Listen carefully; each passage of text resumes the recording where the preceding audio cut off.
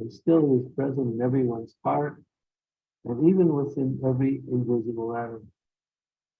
When he manifests his transcendental form in the material world, he does so by his internal potency.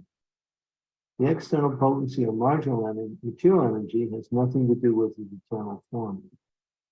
All these truths were known to Sri Vishnudev, who worshipped him accordingly.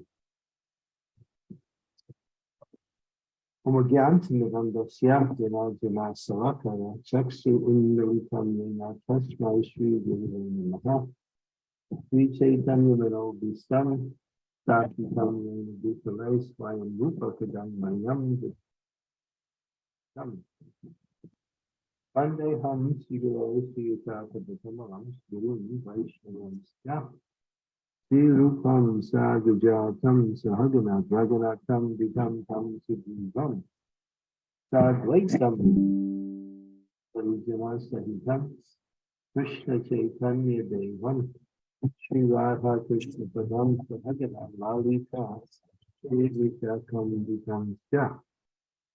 Hey Krishna, Karuna Sindhu Dinabandhu Jadaprate Gopesha Gopika Kanta Radhakanta Namosite Kastakancha Nagaurangi Hey Vrindavan Vishwade Vrishabhanu Suti Devi Pranamani Devi Priye Vanchakalpa Tarubhisja Kripa Sindhu Veva Jakapitanam Pavane Yo Vaishnava Yo Namaha Namaha Jai Shri Krishna Chaitanya Prabhu Nityananda Sri Advaita Gadadhar Srivasadi Gaur Bhaktivinoda Hare Krishna, Krishna Krishna, Hare Hare, Hare Rama, Rama Rama, Hare Hare.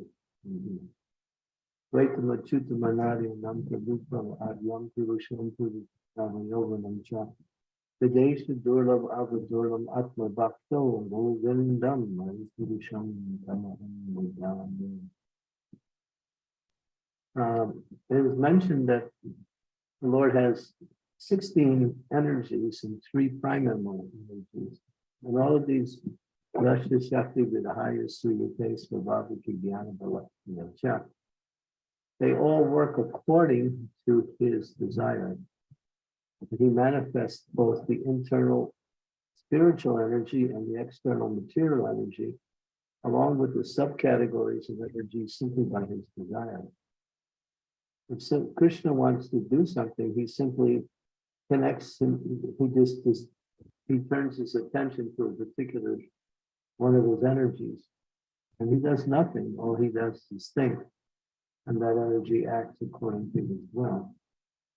He's all powerful and he manifests himself. His 3 main energies by which we know Krishna are the Antaranga Shakti, Bahiranga Shakti, and Tatastha Shakti. The Antaranga Shakti is the internal spiritual energy, as it's been mentioned here, which he manifests in his transcendental form as Krishna, or through his other incarnations, come directly from Krishna. Ishvara Parama Krishna Satchidananda Vigraha Anadir Adir Govinda Sarvakarnam. So through his external energy, he is manifesting the different aspects of his varieties of energy for his spiritual accomplishments. For instance, as it's mentioned here, he manifests his transcendental form in the internal, in the material world. Some personalities who have some idea of spiritual life somehow mistakenly think, or because of their ignorance, they think when Krishna comes to the material world, he takes on a material body. But his body is completely transcendental, it's divya, and it's not affected by the material energy. But for the sake of activities in the material world, it appears to work in the same way. Just like it mentions that when Krishna wanted to leave the planet, a hunter came and shot him in the foot, because that was the cause of his disappearance in the planet. Now, no hunter, no arrow, nothing material can affect the body of the transcendental Lord, but for the sake of his pastimes and to keep in illusion those who don't want to recognize him as the supreme personality of Godhead. He manifests his activity similar to those that happen to ordinary materialists in this world. We see Jagai and Madai, Lord Nityananda was trying to preach to them to take up the chanting of the holy names of the Lord. They were two rogues, and they didn't want to be disturbed in their intoxication and their sinful activities, so they became angry and decided to cause some harm to Lord Nityananda. So there was a broken pot, and they threw that pot and hit the head of Lord Nityananda, and blood came out. So a materialist, or those who have no faith in the Lord, they would say, just see, Lord Nityananda is exhibiting, a body like us. He's bleeding just from some injury. But this is all part of his Leela, his pastimes, just to keep the conditioned souls in that, those who know him, those who worship him, those who engage in devotion and service, can accept the fact that when he manifests, he comes in his transcendental form, which is not part of the three modes of material energy. Therefore, Krishna says, Avajanti Mambutam Manusim Kanavasvatam Param Bhavam Agyanato Mamabhutam Maheshwari. Fools deride me when I descend in my human form. They do not know my supreme dominion and my control over all that things. And so even when we worship the Lord in his deity form, the deity is also transcendental. It's not, although it appears to be made out of material elements, as is described in the scriptures, a deity is formed out of earthen material, brass, wood, sometimes metal, various types of precious gems, and even cow dung. Sometimes we make a deity out of cow dung. Well, that's good. And therefore, one thinks, oh, the deity is metal, the deity is stone, the deity is wood. But that's material vision. He appears within these elements, but he is transcendental to the elements. The elements are not him. He just appears for the sake of accepting worship on this level for us. Therefore, when one worships the deity, one should understand that this deity is Krishna himself. Archi Vishnu Siladi Guru Shunamati Vaishnava Jati Buddhi. The one who sees the deity is made of stone and wood. Their intelligence, a very strong word used by the scriptures, their intelligence is made coming from hell. Naraki is the last statement in that group. Naraki means hell. So those who have limited vision, more or envious of the Lord, or just basically ignorant, and will see that the deity is coming in a particular material form, and therefore he is material. Therefore, I can break the deity. Sometimes there'll be that. I can say, well, I've broken your God. No, God is not part of that. He appears within that, and he becomes that also. And everything is created by the Lord anyway. So the external energy, which are the different elements that make up, such as wood, stone, various types of metals and other ingredients, of his energy anyway.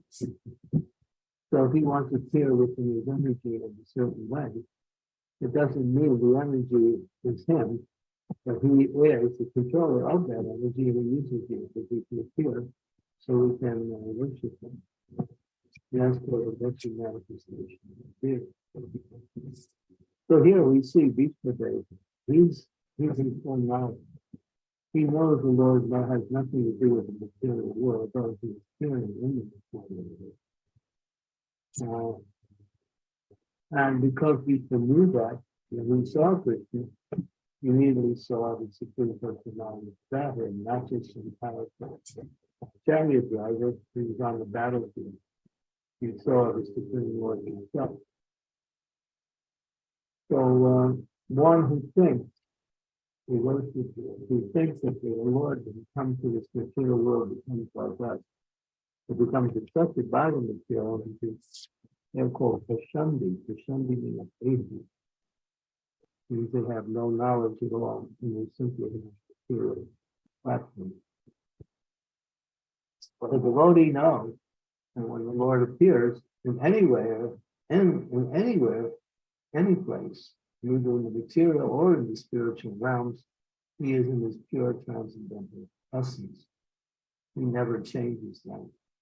His body is spiritual. Our bodies are material.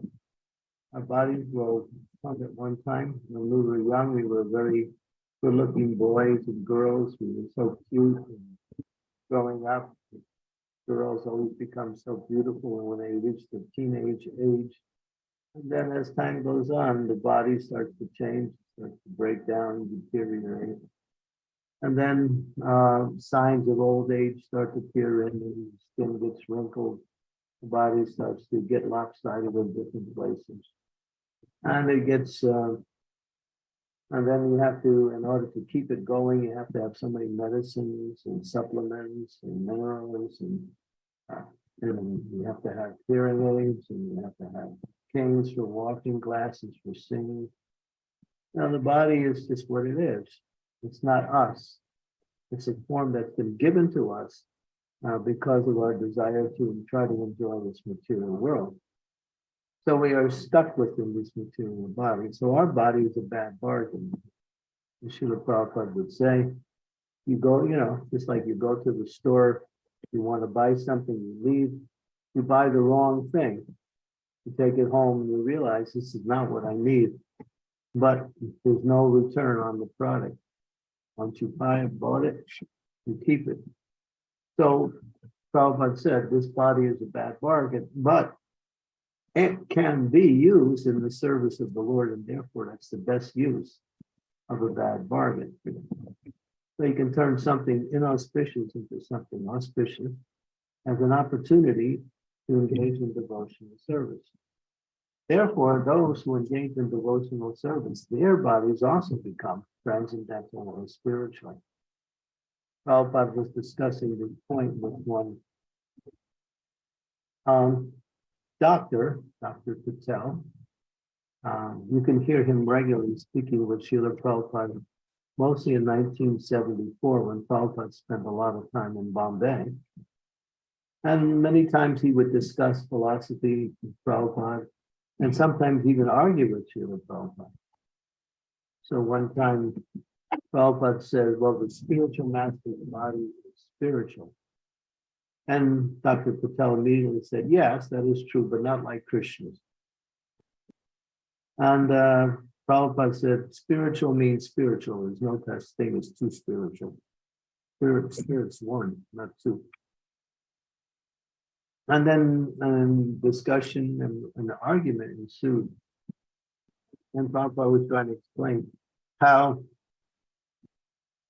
when you engage in devotional service, your body becomes transformed. It takes on the quality of the spiritual nature. And we use the example.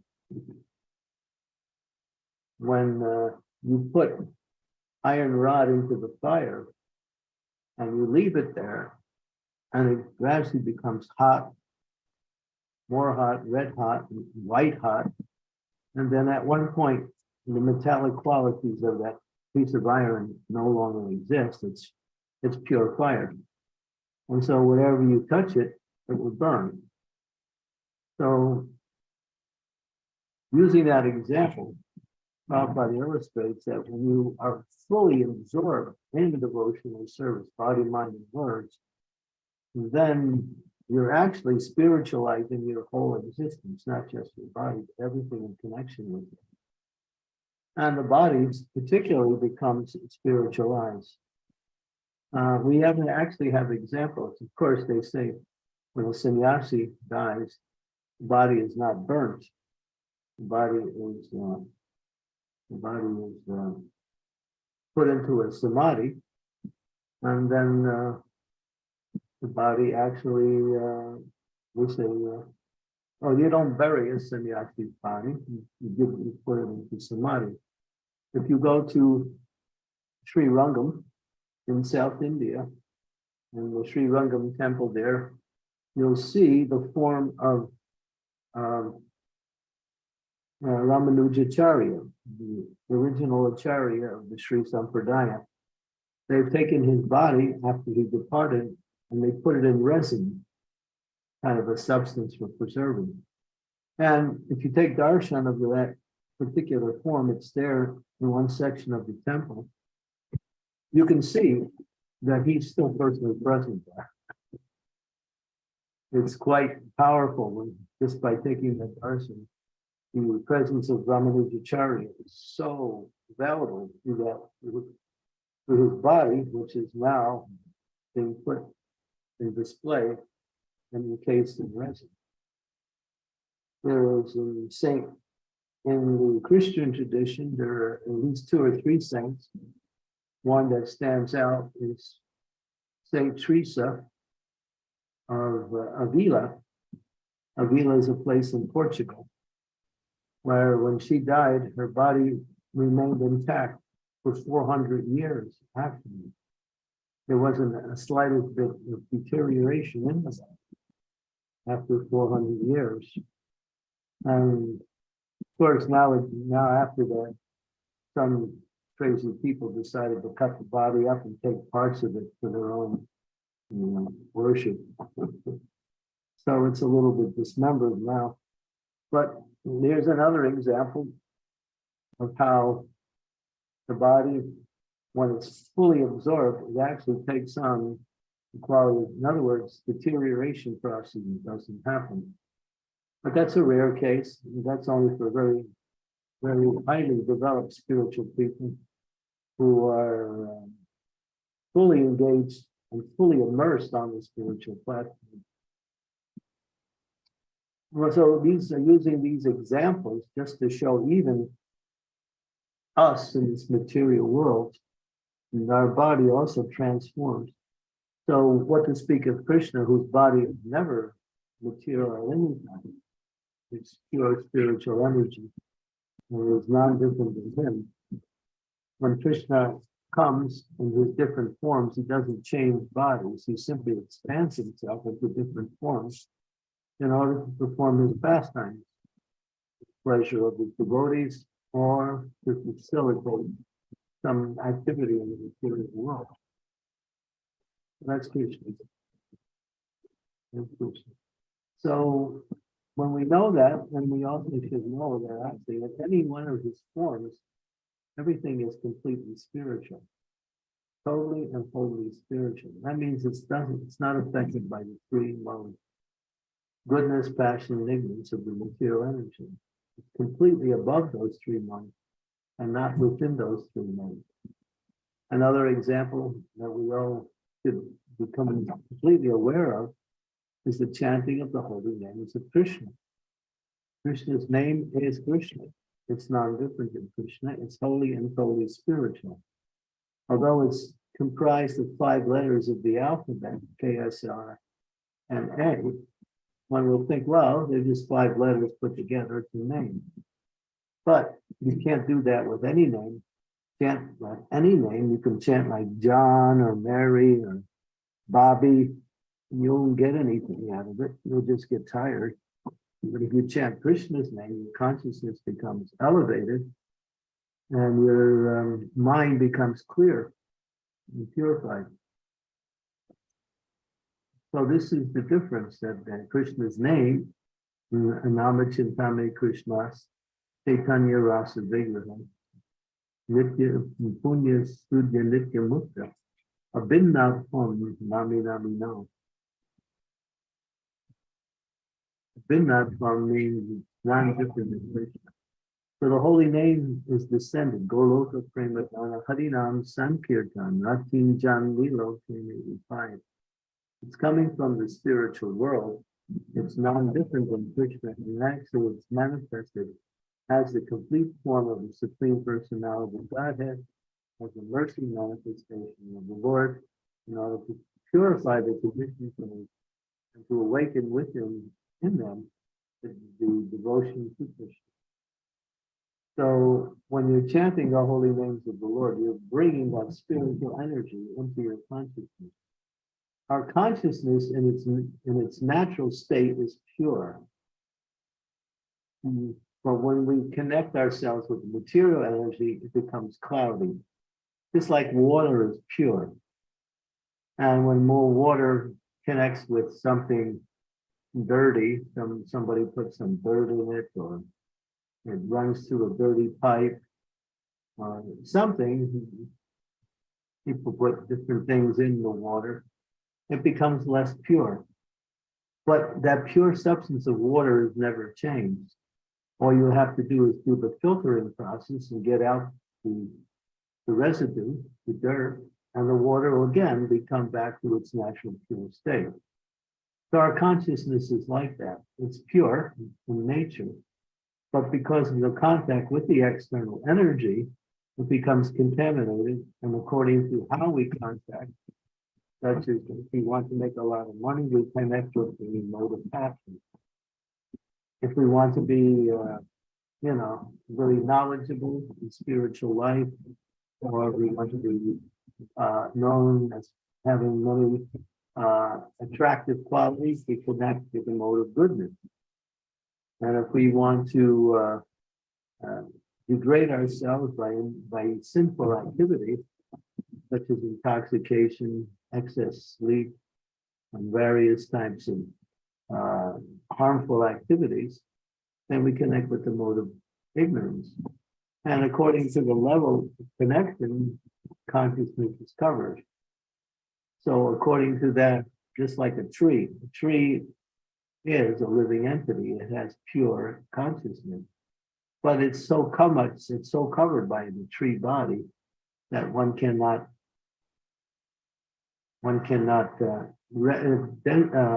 understand its natural pure consciousness. Another example is a little child, a new baby.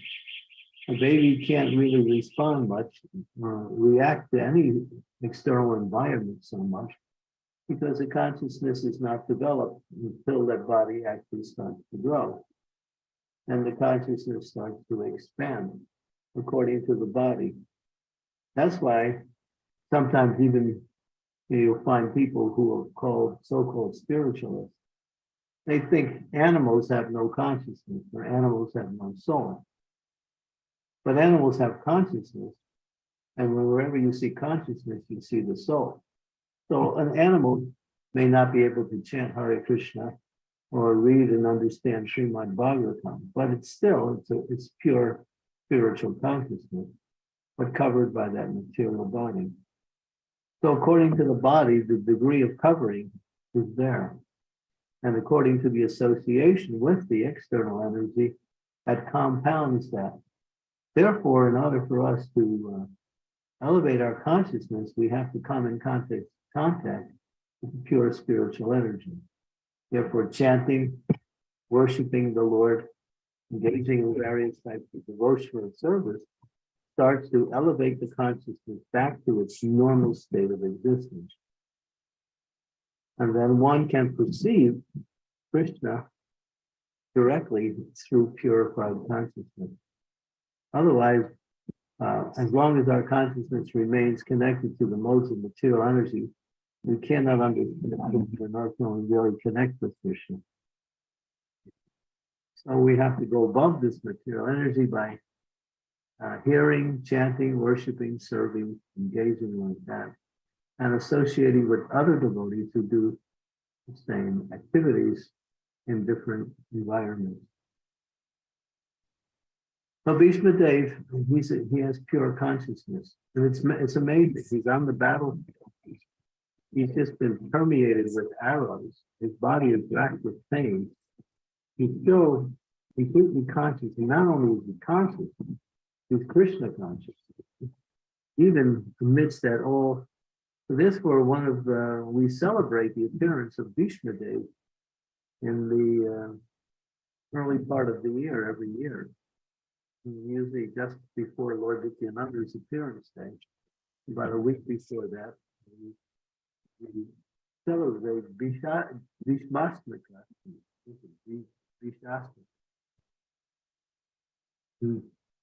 Bhishmasmika, something like that.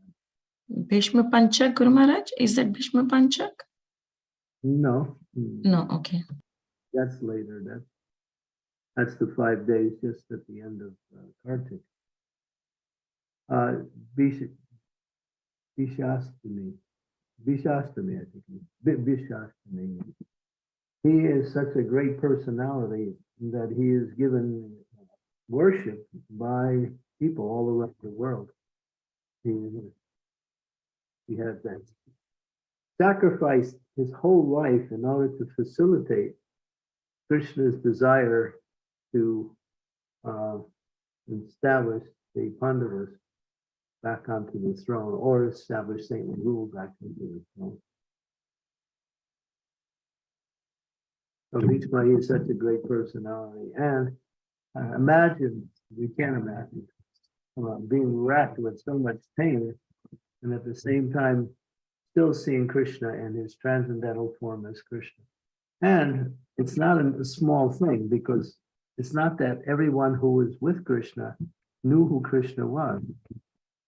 In fact, Srila Prabhupada clarifies that very nicely. He says, Krishna came in contact with millions of living entities, but only between 100 and 200 of those million actually understood he was the Supreme Personality of Godhead.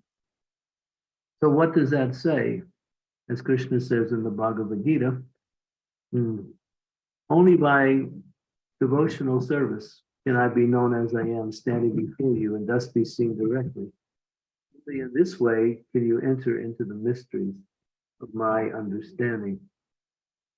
So we can't, and just like the non-devotees, they try to understand God through intellectualism, or when they see the deity of the Lord, they get confused. They think it's some stone or some idol, because they have no devotion. Without devotion, without engagement in devotion service, no one can understand the Supreme Personality of God. And that devotion has to be purified to the point of perfection. And gradually, Krishna reveals himself through the service of the devotee. So Bhishma Dev is, he sees Krishna as he is, not simply another warrior on the battlefield. Okay.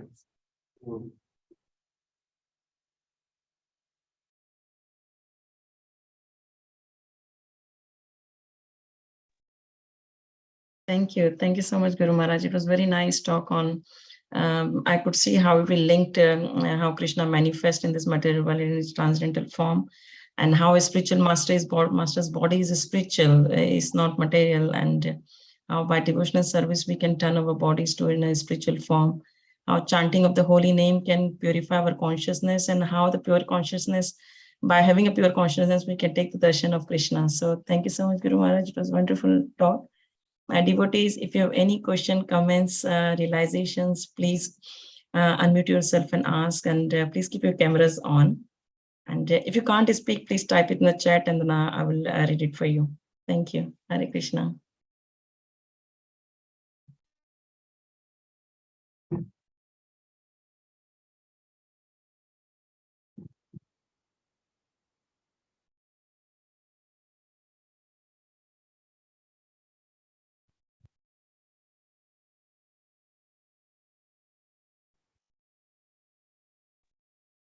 Hare Krishna Maharaj, please accept my humble obeisances. All glory to Srila Prabhupada. Maharaj, thank you for this class. Because I just wanted to share, Maharaj, I was just before your class reading Srimad Bhagavatam, Canto 1, Chapter 15, the Pandavas retire timely, in which there is a verse 35. And it says that the Supreme Lord relinquished the body which he manifested to diminish the burden of the earth. Just like a magician, he relinquishes one body to accept different ones, just like a fisherman. And in the purport, Prabhupada gives a very strong statement, which I was amused and I was laughing as well. I just wanted to share, Maharaj. Prabhupada says that in the Brihad Vaishnava Tantra, it is clearly mentioned that anyone who considers the form of Lord Krishna to be made of material energy must be ostracized by all means. And if by chance the face of such an infidel is seen, one must clean himself by jumping into the river with his clothing. So I just read that related. Stan, that's not an overstatement, a hyperbole. It's the understanding of Krishna's actual position, and anyone who thinks anything less, it is, according to that verse, to be ostracized.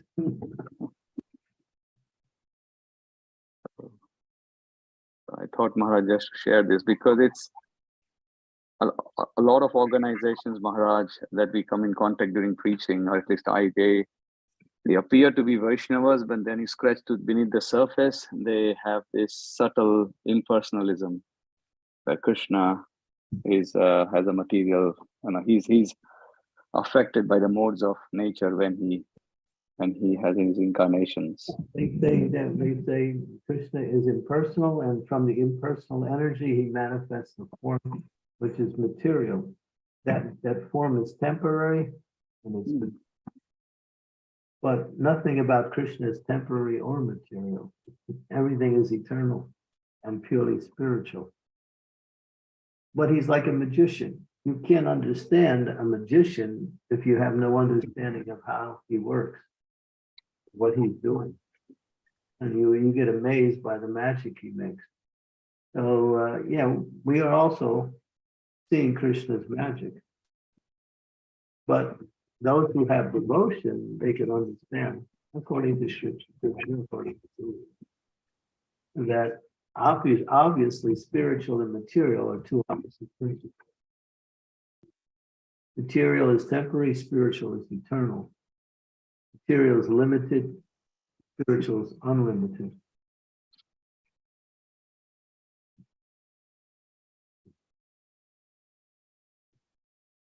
Because of a poor fund of knowledge, or because of enviousness, and they relegate Krishna down to something material or temporary or inferior. Underneath that is the enviousness that they don't want to serve the Lord. If you relegate the Lord to a lower position, you find some inebriety, you create some false inebriety, and therefore there's no reason for you to serve because that person's not perfect according to your own, concocted definition. But when you know Krishna is perfect and everything he says is perfect, and then you have to surrender, otherwise you're a fool if you don't surrender.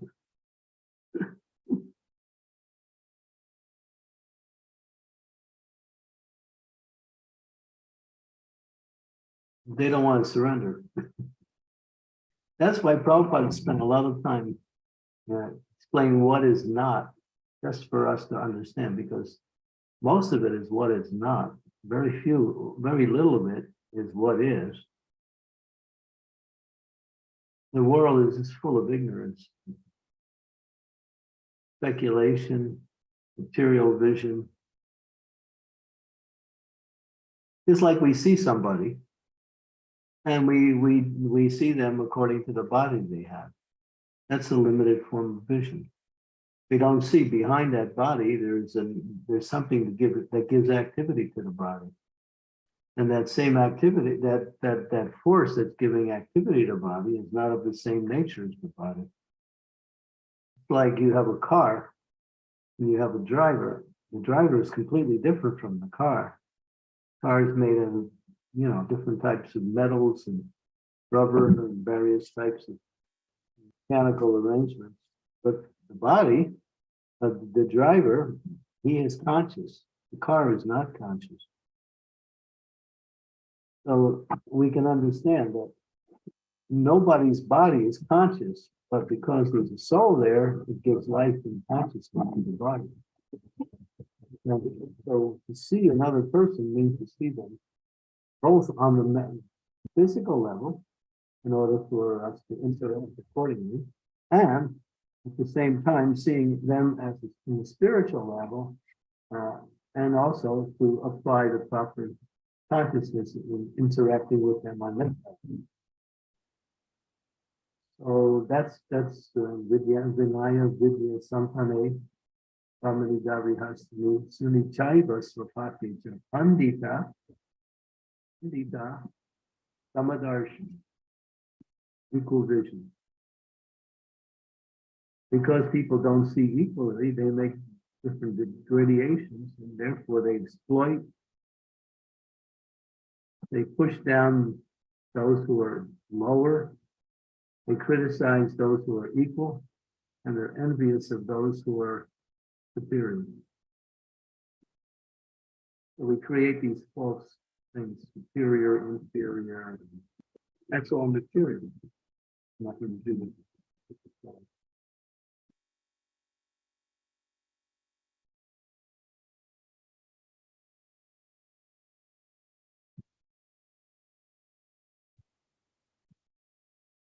Thank you, Maharaj. I hope it answered the question, Diptesh Prabhu. Thank you. Any other questions? Yeah, nice question. Good point. Thank you. Sukhava Mataji? Nobody wants to quote Prabhupada anymore because everyone's afraid, Oh, he's too strong. Or they don't listen to Prabhupada, so they can't quote Prabhupada. That's one of the reasons why we don't quote Prabhupada, because we don't listen to him.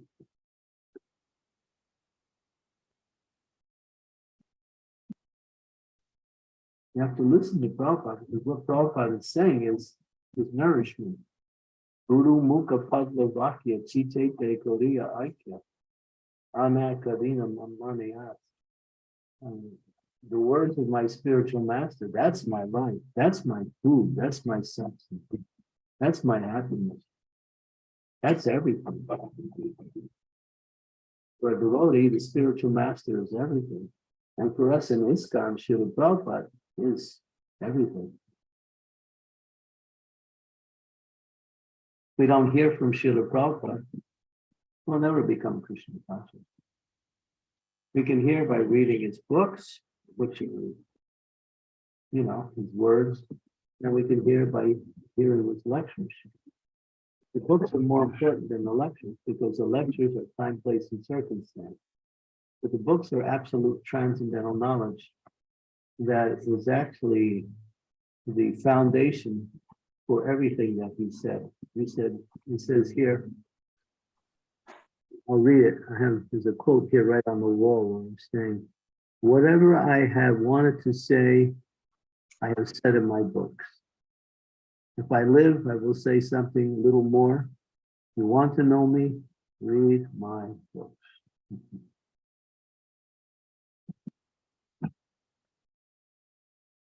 There. Everything he wants.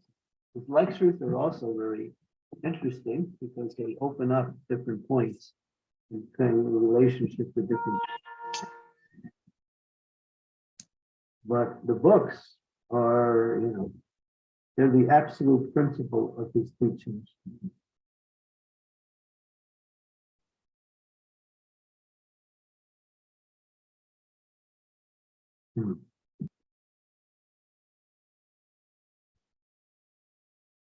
Few people need to be ostracized.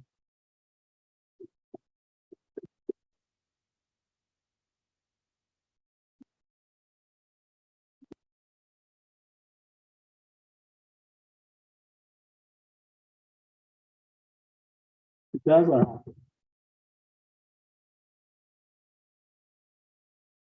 You're on mute, Sukhava Mataji. Pratibham is sleeping. I have to do the Zoom. Hare Krishna, Guru Maharaj. Please accept my humble obeisances. All glories to Srila Prabhupada. All glories to your lotus feet. Welcome to London, Guru Maharaj. Thank you. I have a question regarding, you mentioned that we should see a person as not with the bodily concept, but we should see the person with the spiritual, the soul inside. I find it really difficult how to do that, because if the person is spiritual, yes, we can see the good soul in that person. It is easy. It's not that difficult. But if the person is very materialistic, with not good qualities, how can we see Krishna inside that person? Well, how about a little baby? Baby is not very spiritual. It's just, trying to exist, get a little food from the mother, the baby is just existing. But we know the baby is spiritual.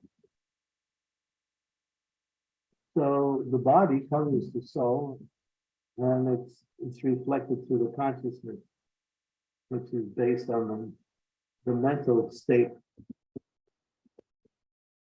So, in other words, how do we do it? Bhakti Vinod Thakur gives a little example. He says, I somehow live in this field because I give respect to everyone. So he says, basically, giving respects means to honor that person as a spirit soul. We may not agree with them, we may not even listen to them, we may even find fault with what they say. So, even the demons are trying to kill people, they're also spiritual. We don't agree with them, we pray that Krishna kills them. This is good for them. But still, Guru Maharaj, I couldn't hear you a little bit at the end. Sorry. yeah, so everything about any living entity is a pure soul.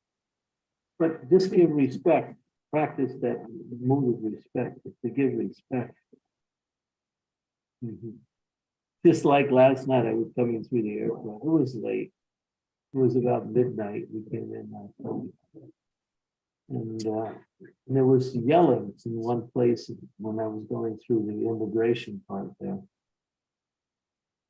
And one immigration officer is yelling at somebody, give some respect, give some respect. He's saying it over and over again. That's all he said. So yeah, in order to communicate with people, there has to be some respect.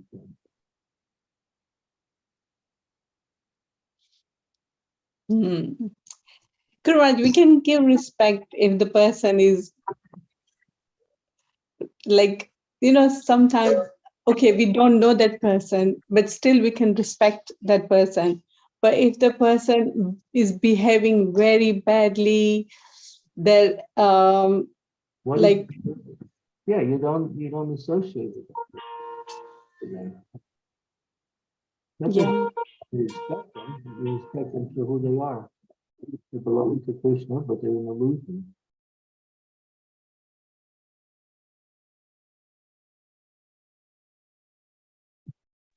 We were also an illusion, right, at one time. And some of us are an illusion. But still, it doesn't mean, we're not worthy of respect as a spiritual being.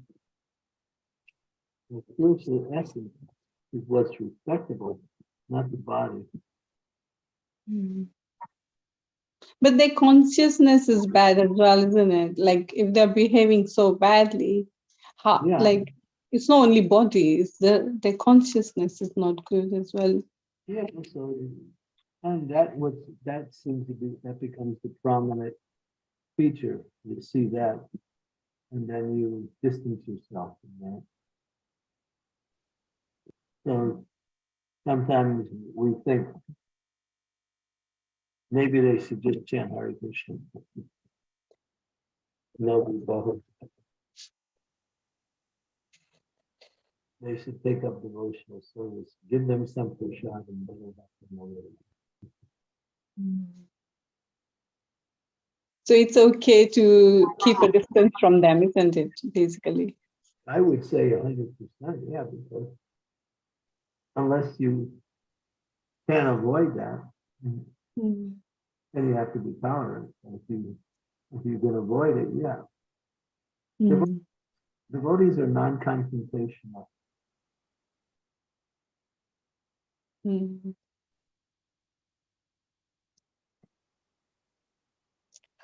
Thank you so much, Guru Maharaj. Hare Krishna. Thank you, Sukava Mataji. Any other questions, devotees?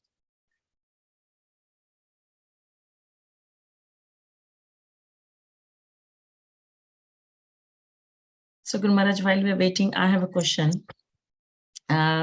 You mentioned that chanting and purify our consciousness, and whenever consciousness is purified, we can, we can see Krishna. So purifying the consciousness and chanting, basically, Guru Maharaj, is being in Grihastha life, we struggle to even finish 16 rounds, to be honest, and we do that, we try to do it in the morning and then evening we finish the rounds. But whole day I mentioned, chanting, if you keep the chanting on your tongue all the time, you're chanting, but you're doing other activities, does that affect your consciousness, or it just it's of no use? Because I feel like whenever I'm stressed, I feel that chanting has such a big impact when you're stressed and when you have so many things going on in your mind, and when you start chanting, it does calm you down completely. It's like clouds are clear and you're just fine. But I always wonder that when you're not chanting on beats, and you're chanting when you're not just driving, or you're just cooking, cleaning, it's on your tongue, it's not even a sound is not coming out, but it's just in your back of your mind, it's going on all the time. Does that affect Guru Maharaj? Yeah, do it. Good. And then every once in a while, while you're doing that, you'll hear. Yeah, there's a saying in Bengal. Hate koro kaje mukhe boro hori. Hate koro kaje means work with your hands. Mukhe boro hari means chant the name of Hari while you're working.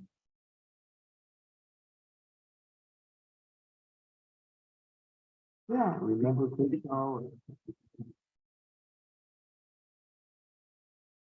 But sometimes, Guru Maharaj, it happens that even when you're chanting and your mind goes something and you think something, that, oh my God, this has happened, that has happened, some even if the bad thoughts come in your mind, you feel like I'm chanting, or what am I doing?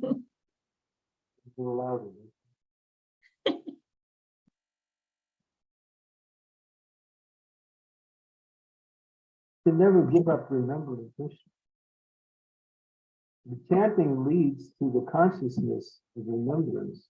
If you don't practice regular chanting, you won't be able to remember Krishna always. Chanting leads to kirtan. Chanting is kirtan. Shravanam, kirtanam, smarnam. Smarnam is the travel. Shravanam, kirtanam. So by chanting and purifying the chanting, we remember Krishna. We remember Lord.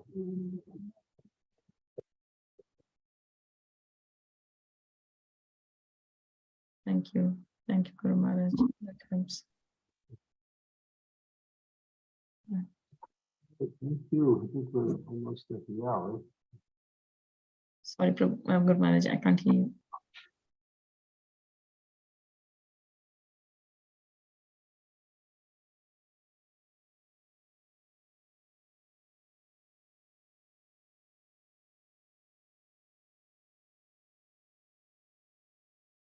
Any other questions, devotees?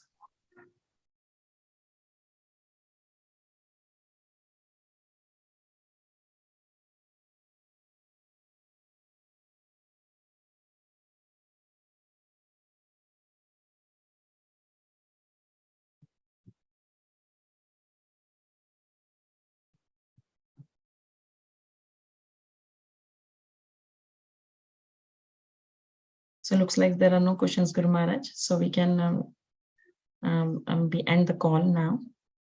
Okay. Thank you. Thank you. Stacy, Thanks for your Swami, Srila Prabhupada. Hi. So, Srimati on board today?